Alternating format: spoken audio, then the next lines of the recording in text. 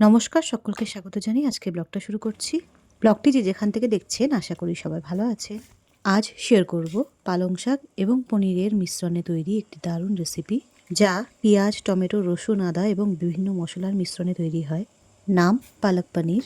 এটি একটি উত্তর ভারতীয় খুবই সুস্বাদু জনপ্রিয় খাবার। খুবই সহজে এবং তাড়াতাড়ি তৈরি হয়ে যায়। প্রথমে পালং শাকগুলিকে বেছে তার শেষ মাথা বাদ দিয়ে সেগুলিকে ভালো করে ধুয়ে পরিষ্কার করে নিতে হবে। আমরা বাজার থেকে যে পালং শাক আনি সেগুলি পরিষ্কার হয় না, তার গায়ে ধুলোবালি লাগা থাকে, তাই তাদের পরিষ্কার জলে ধুয়ে নিতে হবে। তারপর ফুটন্ত গরম জলে তাদের 2-3 মিনিট ভাপিয়ে নিয়ে জল ঝরিয়ে তুলে নেব। ঠান্ডা হলে একটি ব্লেন্ডারের সাহায্যে তাদের পিউরি করে নিয়েছি। পিউরিটা একটা পাত্রে তুলে রেখে আবার ব্লেন্ডারের সাহায্যে কিছু মশলার পেস্ট তৈরি করেছি।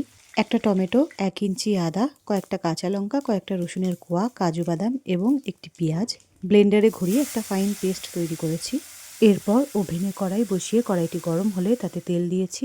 তেলটি গরম হলে তাতে পনিরের টুকরোগুলো দিয়ে হালকা লাল করে ভেজে তুলে নিয়েছি।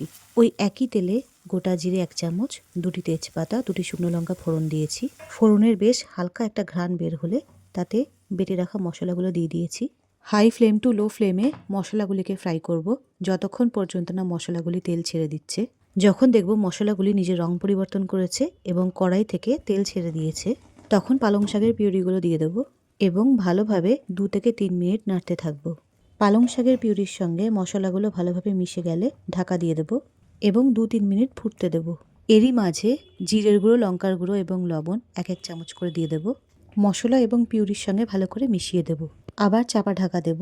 মশলা নিজের রং ছাড়তে থাকবে। এরই সঙ্গে 1/2 চামচ হলুদ দেব এবং ভালোভাবে নাড়তে থাকবো। পালং শাকের সঙ্গে মশলাগুলো ভালোভাবে মিশে গেলে পনিরটাও অ্যাড করে দেবো। 2-3 মিনিট নাড়িয়ে চাপা ঢাকা দিয়ে দেবো। ঢাকা দেওয়ার 5 মিনিট পর ঢাকা খুলে দেখব কড়াইয়ের পাশ থেকে পালক পনির তেল ছেড়ে দিয়ে বেশ মাখা মাখা হয়েছে। আমাদের পালক পনির প্রায় তৈরি। এবার গরম মশলার গুঁড়ো দেব 1/2 চামচ। গরম মশলাটি ভালোভাবে মিশিয়ে উপর থেকে ফ্রেশ ক্রিম ছড়িয়ে দেব। ফ্রেশ ক্রিম না থাকলে টক দই বা দুধের সরও দেওয়া যেতে পারে।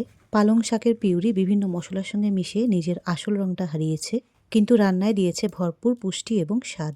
এটি রুটি, পরোটা, নান কিংবা ভাতের সাথেও খাওয়া যায়। সুস্বাদু এই রেসিপিটি কেমন হয়েছে অবশ্যই কমেন্টে জানাবেন। অনেক অনেক ভালো থাকবেন। নমস্কার।